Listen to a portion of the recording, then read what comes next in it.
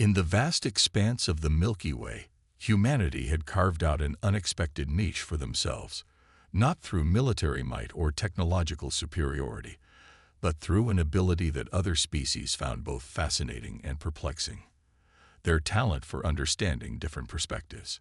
The Galactic Council's central chamber buzzed with activity as Ambassador Sarah Chen prepared to mediate yet another dispute, this time between the crystalline Zixtal and the gaseous Nebulans, species so fundamentally different that most races wouldn't even attempt to bridge their cultural divide. "The human will listen," whispered the Zixtal representative, their crystalline form catching the light of the chamber's ionic lamps. "They always listen." Sarah stood at the center of the chamber, her dark eyes taking in the swirling patterns of the Nebulan delegate and the rigid geometry of the Zixtal elder. Two species that couldn't be more different, yet both had requested human mediation. "Before we begin," Sarah's voice carried across the chamber, "I want to acknowledge something. Both of your species have existed for millions of years longer than humanity. You've achieved technological marvels we're still struggling to understand. Yet you've chosen to put your trust in us today. That trust is sacred." The Nebulan delegate pulsed with bands of purple and green, their way of showing agreement. The Zixtal's crystals chimed softly, a sign of respect. What neither species fully understood was that humanity's diplomatic prowess wasn't just about being good listeners or skilled negotiators. It came from something deeper, something forged in the crucible of Earth's long and violent history. Humans understood conflict because they had lived it. They understood peace because they had bled for it. Every human diplomat carried within them the echoes of countless wars, revolutions, and hard-won reconciliations. This wasn't just theoretical knowledge, it was wisdom written in their very DNA. As Sarah began the mediation process, she drew upon this inherited understanding. The dispute between the Zixtal and Nebulans centered around mining rights in a shared star system. To the Zixtal, the stellar matter was sacred, part of their origin mythology. To the Nebulans, it was sustenance, essential for their survival. "Both of your positions come from places of deep truth," Sarah said, her voice gentle but firm. "The Zixtal see the stars as their ancestors, watching over them.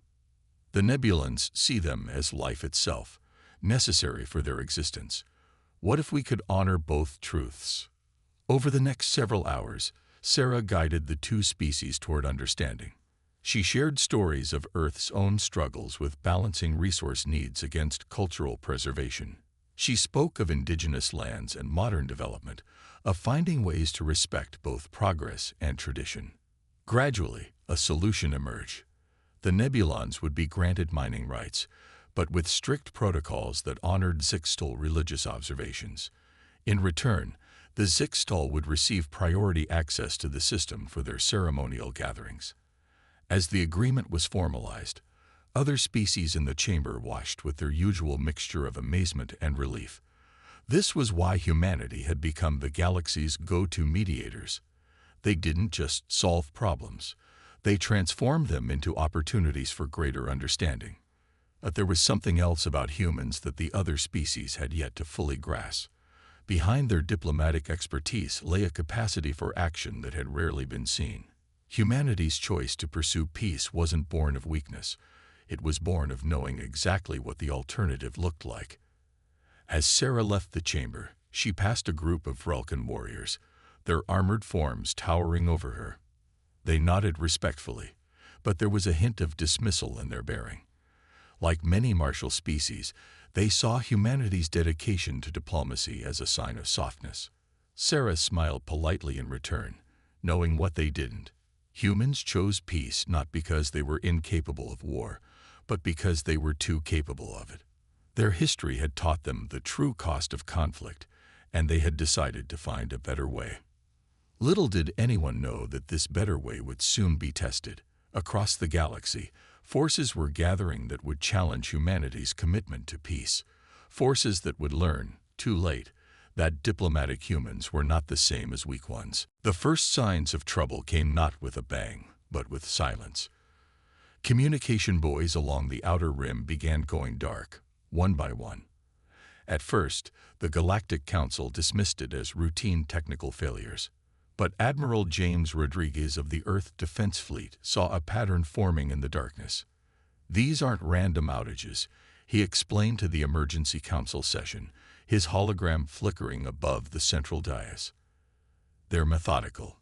Someone's creating a communications dead zone, sector by sector." The council chambers, usually a place of measured debate, now hummed with nervous energy. Representatives from a dozen species shifted uncomfortably as Admiral Rodriguez's words sank in. The Drachnid ambassador, their scales reflecting the chamber's dim light, was the first to speak. "The humans worry too much," they said, mandibles clicking dismissively. "Perhaps their reputation for diplomacy has made them see conflicts where none exist." But humanity hadn't survived countless wars by ignoring warning signs. While the council debated, Earth's intelligence network was already piecing together a disturbing picture.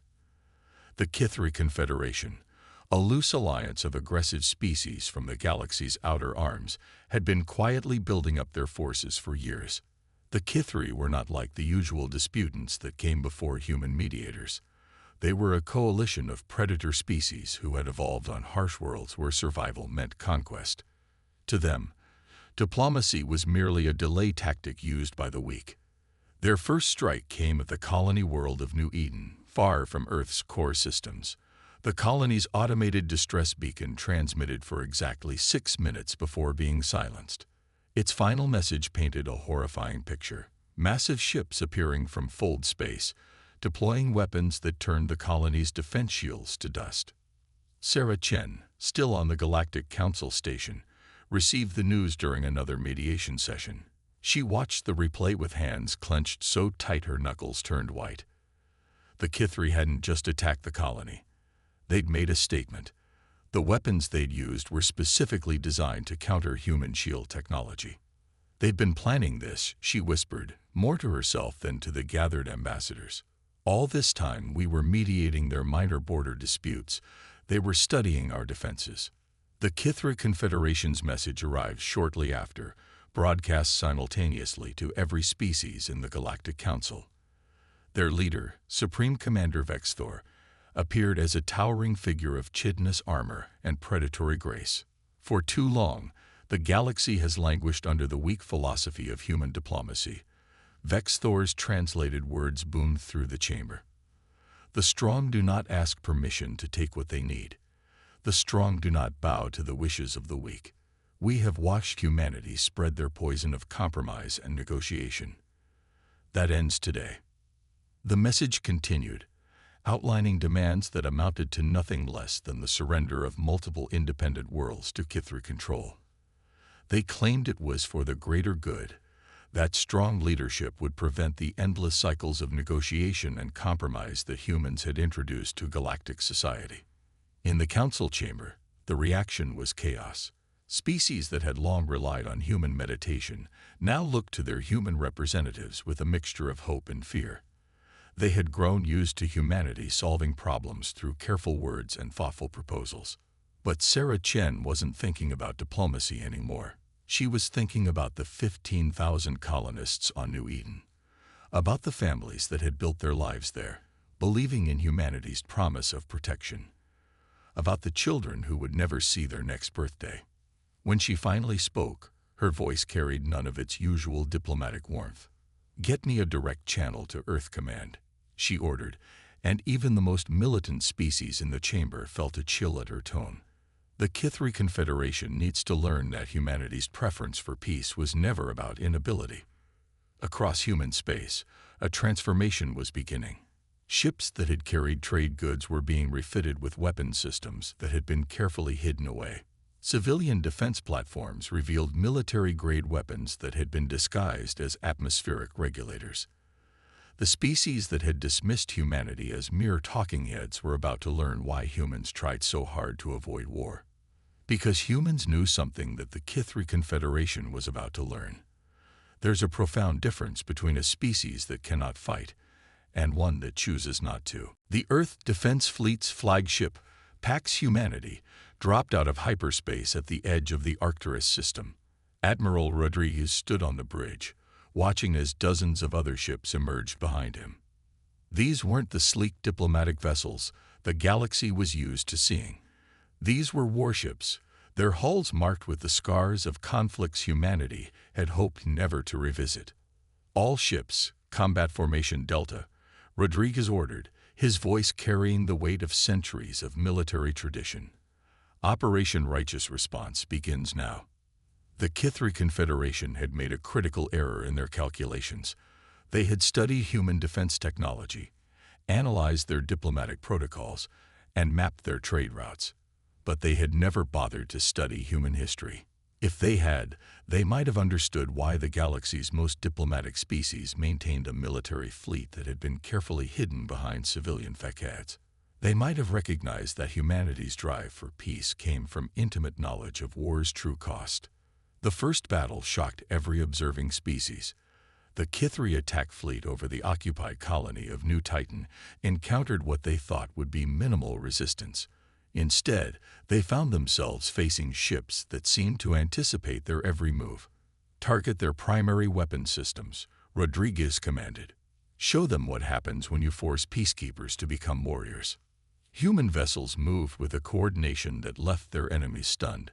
Centuries of simulated combat scenarios, based on Earth's long history of warfare, had prepared them for this moment. While other species saw combat as a demonstration of power, humans approached it as a grim necessity, one to be executed with maximum efficiency and minimal waste.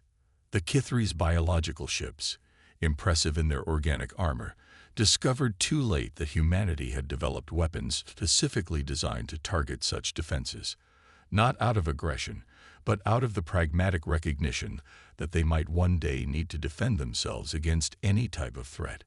Sarah Chen, now serving as the emergency liaison between Earth Command and the Galactic Council, watched the battle telemetry with a mixture of pride and sadness.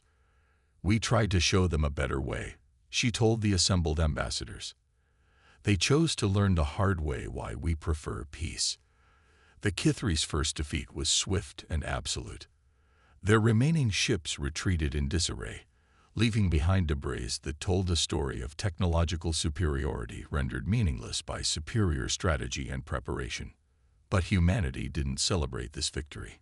Instead, they began a systematic campaign to liberate every world the Kithri had threatened. Their ships moved with precision, their attacks calculated not to destroy, but to disable and contain. "We're not like them," Rodriguez reminded his fleet commanders. "We fight because we must, not because we desire it. Every ship we disable rather than destroy is a chance for them to learn what we've been trying to teach through diplomacy." The Galactic Council watched in amazement as humanity demonstrated why their diplomatic nature was a choice, not a limitation. Their military operations were conducted with the same attention to detail and understanding of different perspectives that had made them excellent mediators. They didn't just target military installations, they protected civilian populations, even those of their enemies. They didn't just defeat opposing forces, they offered them chances to surrender, to learn, to understand why diplomacy was preferable to conflict. But for those who refused to learn, who continued to believe that might made right, humanity demonstrated another truth. There is nothing more dangerous than a peaceful species pushed to war. The Kithri leadership, watching their carefully laid plans crumble, began to understand their miscalculation. They had mistaken humanity's dedication to peace as a sign of weakness. Now they were learning that it was instead a sign of wisdom. The wisdom to know that being good at war was precisely why one should avoid it. As the human fleet advanced through previously occupied territories, other species began to see humanity in a new light. They weren't just skilled negotiators who happened to have weapons. They were warriors who had chosen to be peacekeepers, precisely because they understood the true cost of war. Supreme Commander Vexthor, watching another of his fleets retreat from human forces, finally began to understand what his species had awakened. The humans hadn't been preventing conflicts out of fear or weakness. They had been protecting the galaxy from having to learn why they chose peace in the first place. Supreme Commander Vexthor stood in the command center of the Kithri's primary military installation, watching as another defensive line crumbled before the human advance. The holographic display showed human ships moving with devastating precision, systematically dismantling the proud Kithri fleet that had once seemed invincible. Impossible, he chittered, his mandibles clicking in agitation. They were diplomats, mediators. How did we not see this coming? The answer lay in the very archives his species had ignored. While the Kithri had spent generations perfecting biological weapons and organic ships, humanity had been learning from every conflict in their blood-soaked history. Each human victory demonstrated not just superior firepower, but an understanding of warfare that went bone-deep. Admiral Rodriguez's fleet had developed a strategy that the Kithri couldn't counter. Human ships would appear seemingly from nowhere, strike with surgical precision, and disappear before the Kithri's organic vessels could adapt. They called it Operation Ghost Echo, a testament to humanity's ability to turn their knowledge of war into an art form. "Sir," a subordinate approached Vexthor, his carapace pale with fear. "The humans, they're not just defeating our ships.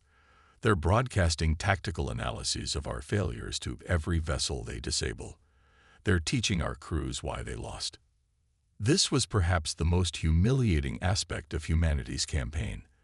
They weren't just winning. They were turning each battle into a lesson. Every defeated Kithri ship received detailed explanations of their tactical errors, along with historical references to similar human conflicts and how they had been resolved. Sarah Chen, now coordinating with the Liberation Forces, had insisted on this approach. "If we only defeat them," she had argued, "they'll never understand why we chose peace. Make every battle a lesson in why diplomacy is preferable."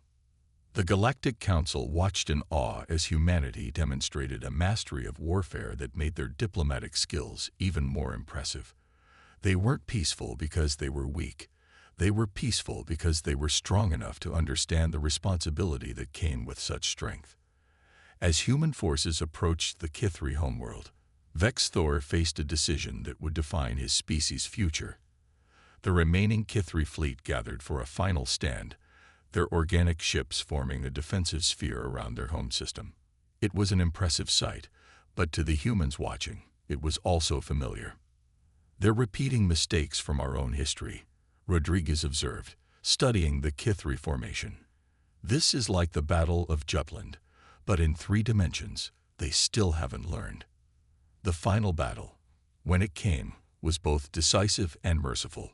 Human ships executed maneuvers that scattered the Kithri defense without destroying it. Their weapons targeted propulsion and weapon systems, leaving the organic ships alive but helpless. It was a demonstration not just of power, but of restraint. When the last Kithri ship had been disabled, Admiral Rodriguez opened a channel to Supreme Commander Vexthor. The message he sent would be studied in diplomatic academies for generations to come. "You thought our preference for peace was our weakness. Now you understand it was our strength. We chose diplomacy not because we couldn't fight, but because we knew too well how to end conflicts permanently. We're offering you the same choice now. Learn to talk, or learn firsthand why we decided to stop fighting." The Kithri Confederation's surrender was unconditional, but humanity's response surprised the galaxy once again. Instead of occupying their worlds or demanding reparations, humans established a comprehensive diplomatic program. Kithri leaders were required to study human history, to understand both the art of war and the greater art of avoiding it. The defeated Kithri warriors found themselves facing not punishment, but education. Human diplomatic corps moved in alongside peacekeeping forces, teaching the principles of conflict resolution and cultural understanding that had made humanity the galaxy's mediators. As Vexthor signed the peace accords, he finally understood the true lesson humanity had taught. The strongest species wasn't the one that could win every fight. It was the one wise enough to find ways to avoid fighting in the first place. 5 years after the Kithri War, the Galactic Council gathered for a historic session. The chamber, once a place where humans simply mediated others' disputes, now held a different energy. Species that had once seen humans as mere peacekeepers now watched them with a complex mixture of respect and wariness. Ambassador Sarah Chen stood at the center of the chamber. But this time she wasn't mediating a dispute. She was presenting humanity's proposal for a new galactic defense initiative, one that would combine military preparedness with diplomatic expertise.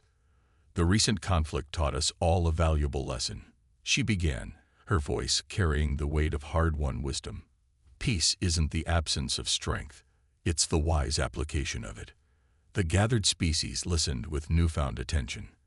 The Kithri delegation, now integrated into the council, sat quietly, their once aggressive posture replaced by thoughtful observation. Their representative, formerly Supreme Commander Vexthor, now wore the simple robes of a diplomatic attaché.